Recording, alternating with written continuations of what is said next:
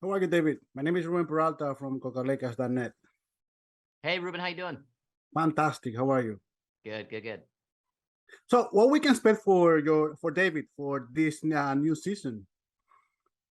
We're gonna see David in a new position, which is actually a respected leader. He's running Mythic Quest without Ian and Poppy, and so when we come back to season 3, we sort of see how he's been doing without them, and we find that he's thriving, and he's got a lot of opportunities at the beginning of the season, including he gets greenlit a movie to be made of the Mythic Quest game. So he's trying to bag a beefcake in Joe Manganiello, and so he's got some opportunity, and he's happy to rub that in Ian's face and show how well he's doing. You also are a writer, and you come from Always Sunny in Philadelphia. But something that I enjoy about this show is the same dry humor that I remember from Always Sunny. How was that conversation with the writers to create something similar but not the same? Well, I think it's important. I mean, we don't necessarily talk about Always Sunny and how we're going to make it different than that as a starting point. More that as we make choices, we might say, that feels too much like Sunny for when we doing Sunny, and I think we all kind of understand the tone of the show and have a vision to do something with a bit more pathos, a bit more, while still being really funny, hopefully a bit more grounded than the kind of broad characters of Sunny, allow us to kind of dig a little deeper. Before you started the show, how deep were you into the gamers world? Like, do you know something? Do you play something? Do you have favorite games? How deep you were? I would say I was a casual gamer, and just someone who's gamed since they were a kid. Not deep into the world about going on gaming websites or understanding all the intricacies of gaming, like let's say Ashley Birch, who's on our show, Yes. who knows it very well, or Humphrey. But someone who's a deep Halo player for a while and now just plays FIFA all the time. And so yeah, I'm into it, but I only have so much bandwidth for it. So yeah, I kind of find a game I like and just like, no, I like this, I'm gonna do this. So yeah, I've always felt a connection to it in that regard, so it wasn't so foreign to me. But it's been fun to learn about the gaming industry. We have Ubisoft on the show, and we have they're consultants of sorts as well, besides being producers, and are letting us know what's going on in the gaming industry these days. What are the challenges? Yeah. What are there? If we were working on a medical show, there are surgeons that sit in the writers' room, and tell us how that surgery would go in some respects. One of the things that I enjoy it's that we have the opportunity through Apple TV and other streamings to tell this type of stories that we probably wouldn't have before you were only in TV. How do you feel now that we have the opportunity to get to more people, to get to more audience, and tell these kind of stories through streaming, especially through Apple TV? It's great. It's awesome. I mean, it's the amount of TV that's being done right now is obviously overwhelming, which can be the challenge to cut through it all. You work so long on something, and obviously you want as many people as you can to see it.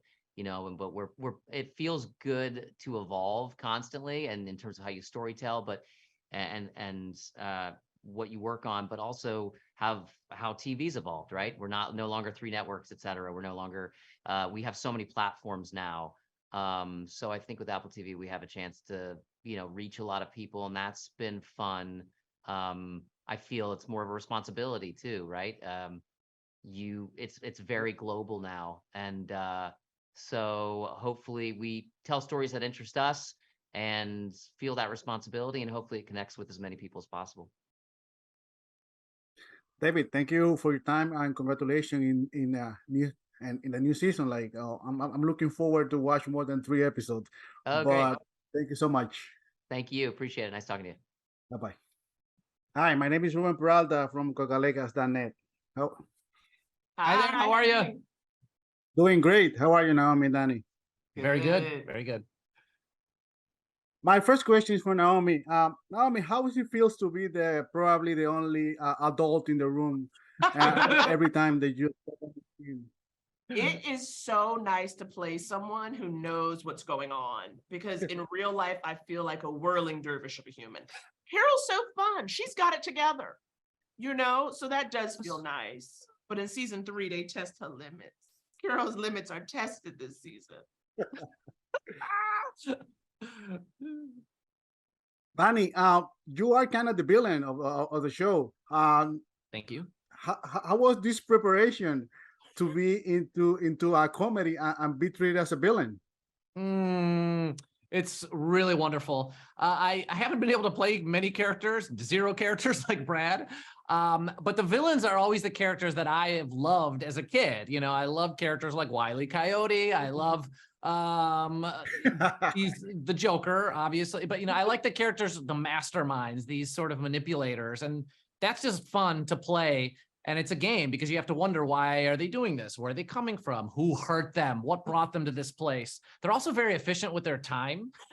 They're not time wasters like me. I like to walk into a room, hang out, ask you about your weekend. How's your dog? Right. Brad doesn't care about any of that. He has nothing in his pockets. He's just like, no, let's cut to it. I don't need to play any of these surface level games. Let's get to the point. Where's the money? That's enjoyable. One of the cool things that I've seen in shows, the Apple TV show, is the inclusion and representation. How do you guys feel that this show represent and show to the people about these matters?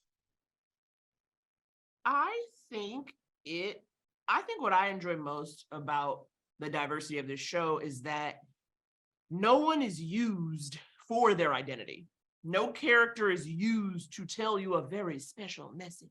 And that is really the main message, is that it's not anybody's job to teach you their identity as much as for them to be themselves and you to be open to who they are. And that's what I really enjoy the most about the fact that you have this diverse cast, but that's not the focus. I will say the same. I think it's nice that we're all within this workplace environment where we have to work together. But each person is incredibly, every character is incredibly dynamic and gifted at their job, and also equally flawed, which I think is wonderfully human, because we're not just showing one side of people. We're trying to really kind of take a look at the full scope of a person, good and bad. And I think that's just really cool to see. And my last question is, with streaming like Apple TV and the reach that we can have now telling these kind of stories, do you guys think this is a huge responsibility or remains the same? What has changed now after we have these streamings and worldwide known?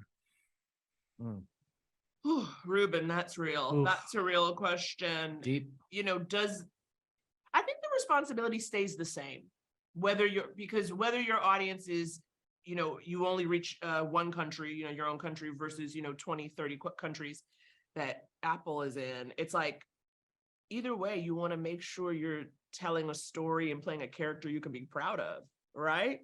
And really, to me, it don't matter how many countries. Where's my mama? She gonna be the real judge, okay? What does she think about what I'm doing? Yeah, is mom still watching? My mom's gonna tell me, tuck your shirt in, or tuck it out, or Brad is too manipulative.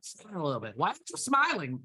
I'll be like, Brad smiles. He's smiled a few times. No, but I think that's what Naomi says is right. I think it's for me, I take personal to see what else I can be doing with this character. Now we're in a 3rd season. What else can we do? What are the layers? But continuing to recognize that we get to do something really cool, which is make people laugh and be part of this show that, makes somebody's day a little bit better, and I think that's kind of cool.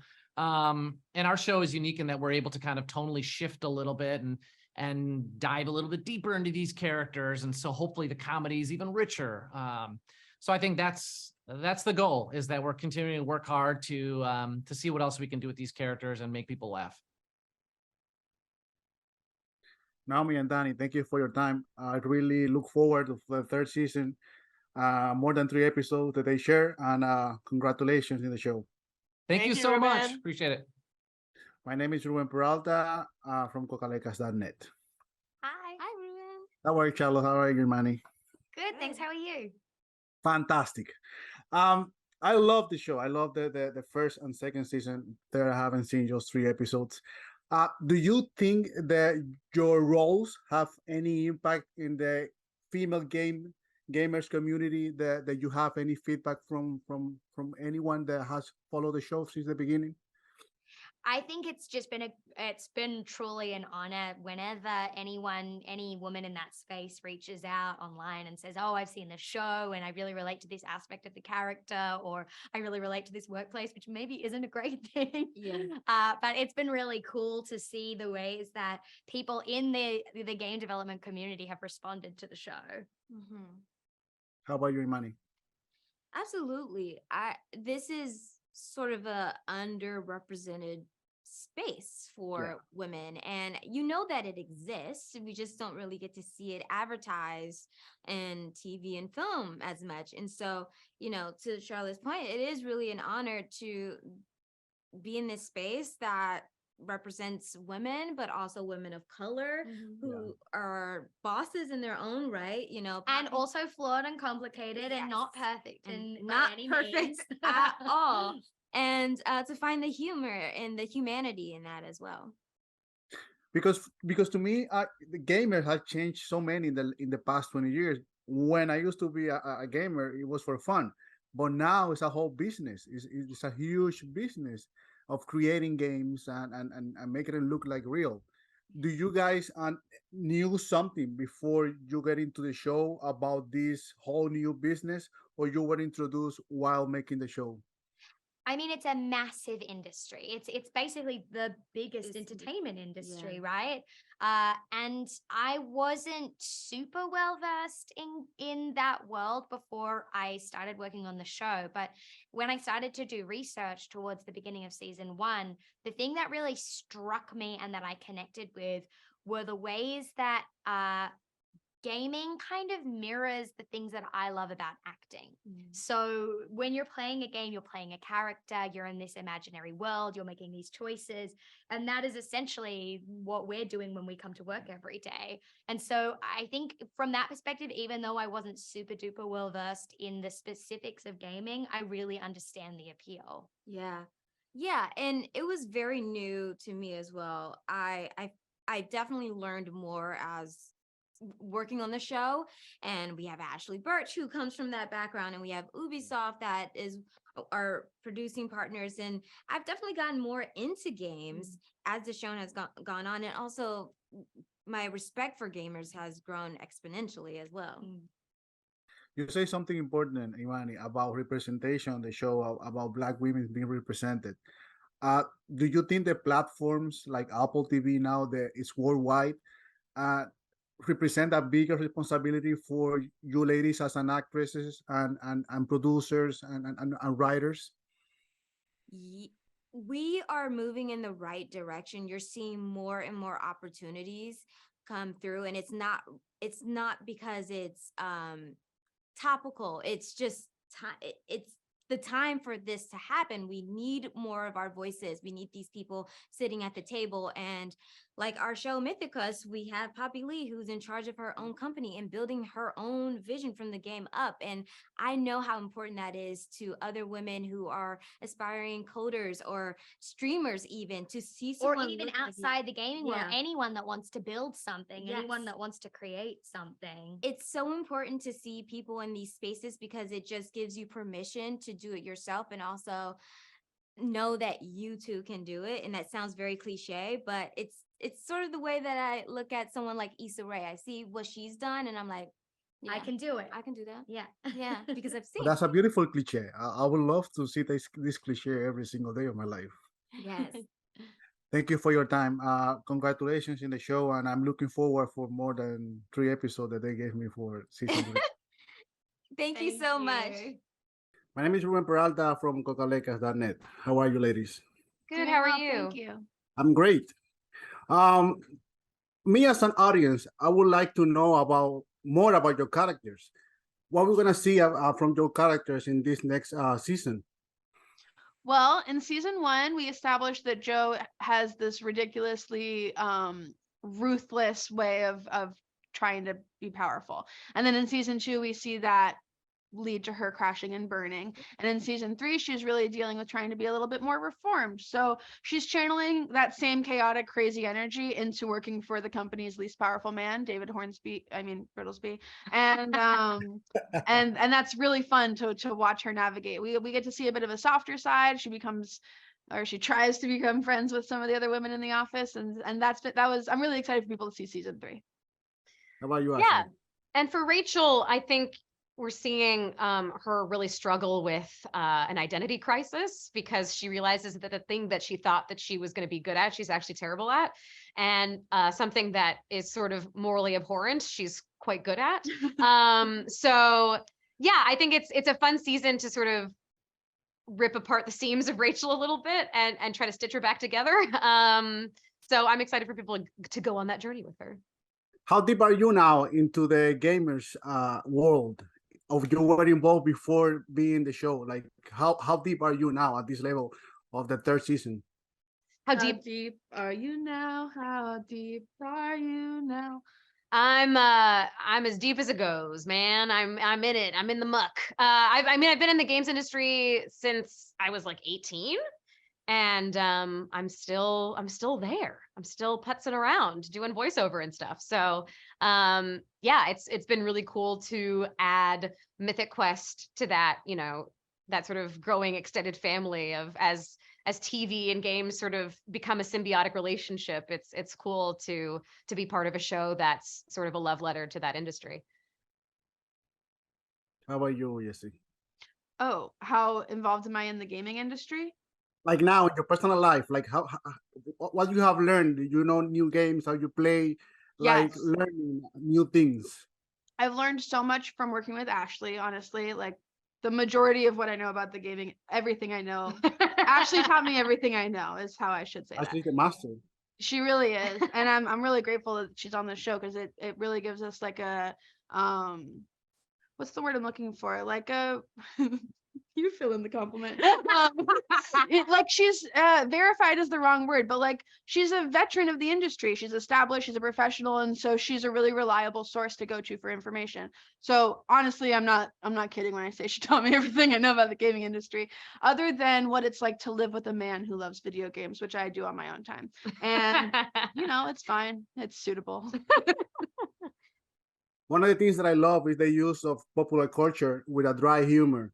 Mhm. How did you guys created this? How was that conversation with the producers and the writers? And if you guys are involved, like with recommendations about your characters and their situations.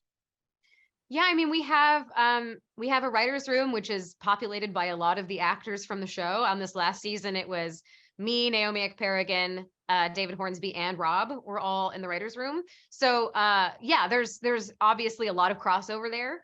And I think we found a lot of our tone and a lot of the humor in season 1.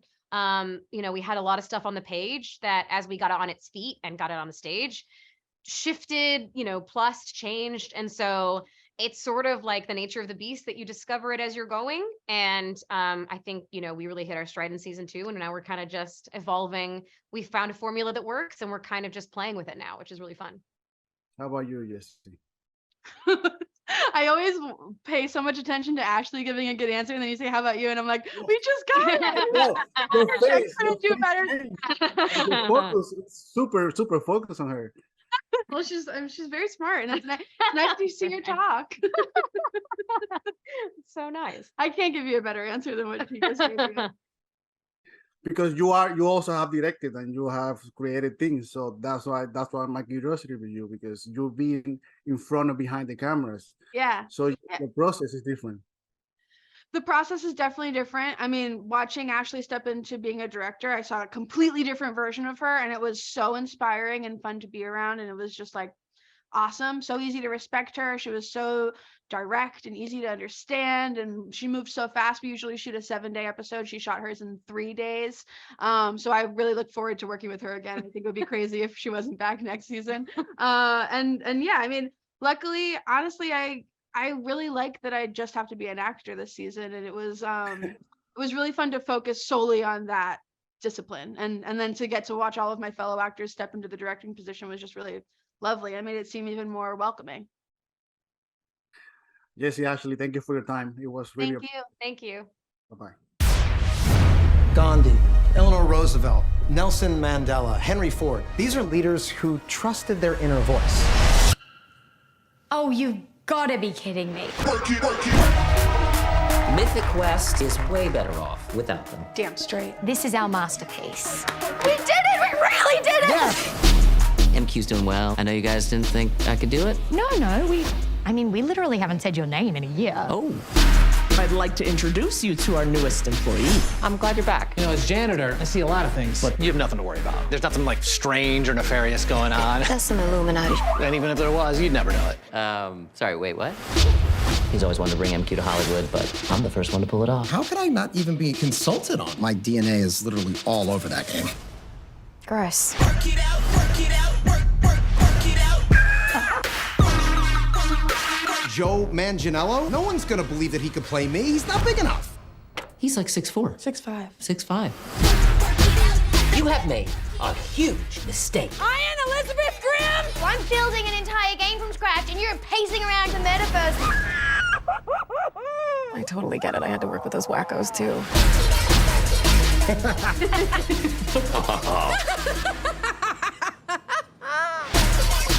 Y'all are all cray-cray, but nay-nay. Post-it notes are a part of my system. Why can't you just be a normal person and just take notes on your phone? Because like a normal person, I lost my phone ages ago and now Dana takes my calls for me. Don't nobody call you. Work it out.